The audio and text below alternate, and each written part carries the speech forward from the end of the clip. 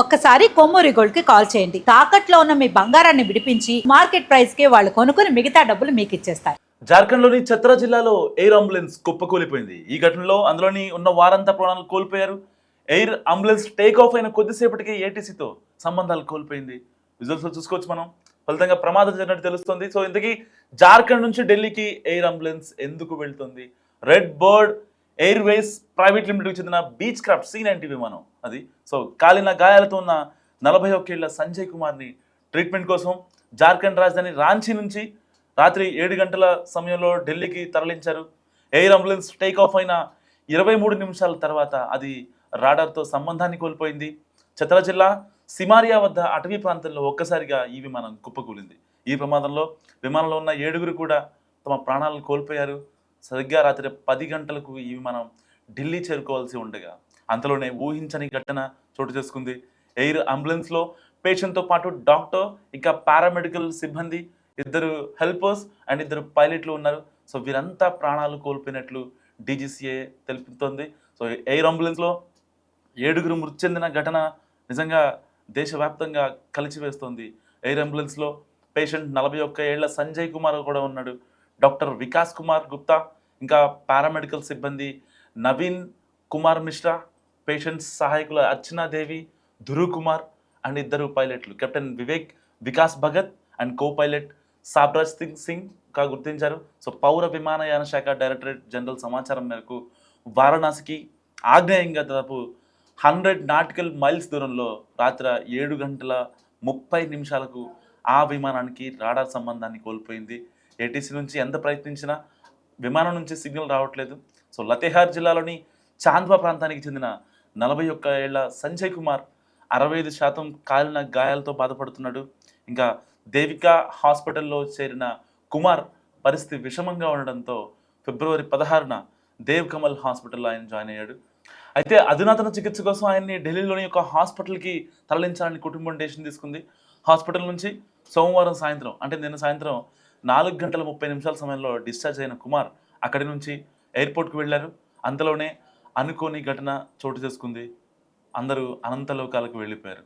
నిజంగా అంటే ఒక రకంగా ఫ్లైట్ ప్రమాదాలు ఎప్పుడు ఎలా చేస్తున్నా అర్థం కాని పరిస్థితి. సరిగ్గా ఒక నెల క్రితమే మహారాష్ట్ర డిప్యూటీ సీఎం చనిపోయారు.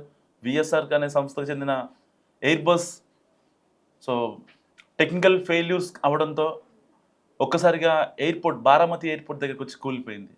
ఆ ఘటన మర్చిపోకముందే మరొక ఎయిర్ బస్ పేషెంట్ని తీసుకెళ్తున్నటువంటి ఎయిర్ బస్ ఏదైతే ఉందో అది ఒక్కసారిగా కూలిపోవడం, దాంట్లో వాళ్ళ హెల్పర్స్ అండ్ ఇటు పైలట్లు కావచ్చు, ఆ యొక్క పేషెంట్కి నిజంగా అధునాతన చికిత్స అంటే ఒక ట్రీట్మెంట్, నెక్స్ట్ లెవెల్ ట్రీట్మెంట్ ఇవ్వడం కోసమే అతన్ని ఢిల్లీ తీసుకెళ్తున్న టైంలో రాంచీ నుంచి ఢిల్లీ వెళ్ళాలి.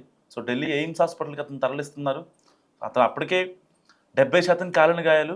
వాళ్ళ కుటుంబ సభ్యులు, ఈ కుమార్ వాళ్ళ కుటుంబ సభ్యులు ఎవరైతే ఉన్నారో వాళ్ళు ఒక సపరేట్ ఎయిర్ బస్ని వాళ్ళు హైర్ చేసుకొని దాని త్రూగా ఇటు DGCAని కన్విన్స్ చేసి ఇట్లా పరిస్థితి బాగాలేదు ఈ పేషెంట్కి, ఎట్టి పరిస్థితుల్లో అతన్ని మంచి చికిత్స అందించకపోతే అతను ప్రాణాలతో ఉండడు, ప్రాణాలు కోల్పోతాడని చెప్పి అతన్ని ఎయిర్ బస్ నుంచి తీసుకెళ్తుండగా ఈ ఘటన జరగడం నిజంగా దురదృష్టకరం.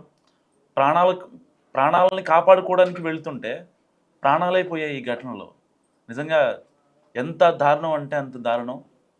అంటే ఒక రకంగా విమాన ప్రమాదాలు ఒక్కొక్కరిని ఎంత భయపెడుతున్నాయంటే, సేఫ్గా వెళ్తాము కాసేపట్లో, ఇంకొక హాఫ్ అన్ అవర్లో రీచ్ అయిపోయేవాళ్ళు. కరెక్ట్గా ఢిల్లీ ఎయిర్పోర్ట్లో ఈ యొక్క ఫ్లైట్ అక్కడ ల్యాండ్ అయ్యేది. సో వెంటనే ఆ 70% గాయాలతో ఉన్నటువంటి వ్యక్తిని వెంటనే ఢిల్లీ ఎయిమ్స్ హాస్పిటల్కి తరలించేవాళ్ళు. సో ఇదంతా చకచకా జరిగిపోయాయి. అతని ప్రాణాలతో ఉండేవాడు. సో ఒక రకంగా అంటే వాళ్ళ కుటుంబ సభ్యులు ఇప్పుడు ఆలోచిస్తున్నారేమో, రాంచీలోనే ఉంటే బాగుండేది, తన ప్రాణాలతో ఉండేవాడు, ఇంకొక 15 డేస్ అయినా 20 డేస్ అయినా 1 మంత్ అయినా అతను ప్రాణాలతో ఉండేవాడేమో నిజంగా. సో ఇలాంటి ఘటనలు 1 కాదు 2 కాదు మనం చూస్తూనే ఉన్నాం.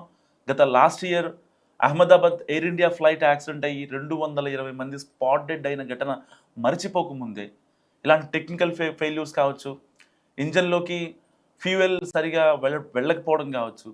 And not only air India spies jet, ఇప్పుడు ఏదైతే విఐపీస్ యూజ్ చేసే ఈ యొక్క చార్టర్ జెట్స్ ఉంటాయో వాటిలో కూడా ఏదో ఒక టెక్నికల్ ఫెయిల్యూర్స్. మన డిప్యూటీ సీఎం వెళ్ళింది కూడా అదే కదా, విఎస్ఆర్ సంబంధించిన ఒక సంస్థ సంబంధించిన ఎయిర్ బస్.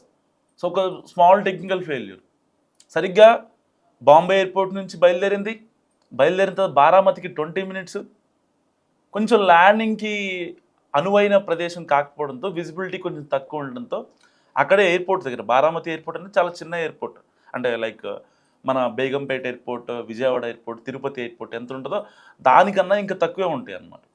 అలాంటి ఎయిర్పోర్ట్లో విజిబిలిటీ లేదన్న కారణంతో అక్కడే ఆ ఎయిర్పోర్ట్ చుట్టూ కొన్ని ఆసిలేషన్స్ చేసింది. అయినా సరే అక్కడ అనుకోని ప్రతికూల పరిస్థితుల్లో ఆ చార్టర్ జెట్లో ఉన్న వాళ్ళంతా కూడా అనంతలోకాలకు వెళ్ళి ఒక్కసారిగా కుప్పకూలిపోయి ఆల్రెడీ ఫైర్ వచ్చింది.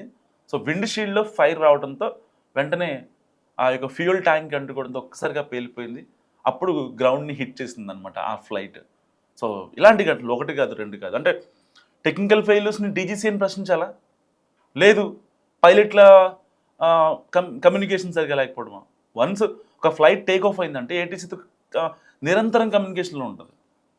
వాళ్ళు ఏం మెసేజ్ ఇచ్చారు, ఆ యొక్క పైలట్ అండ్ కో పైలట్ ఇద్దరు వాళ్ళ కమ్యూనికేషన్ ఏం జరిగింది, ఈవెన్ క్యాబిన్ క్రూ చేసే అనౌన్స్మెంట్ కావచ్చు, అండ్ దాంట్లో ఉన్న ప్యాసింజర్స్ లిస్ట్ కావచ్చు, ప్రతిదీ డీజీసీఏ మానిటర్ చేసుకుంటుంది. ఇప్పుడు ఈ కుమార్ విషయంలో కూడా రాంచీలో అతను చాలా గాయపడ్డాడు, 70% కాలిన గాయాలతో ఉన్నాడు. అతన్ని కనుక ఒక 70% ఉంటే ఆల్మోస్ట్ బాడీ మొత్తం కాలిపోయి ఉంటుంది.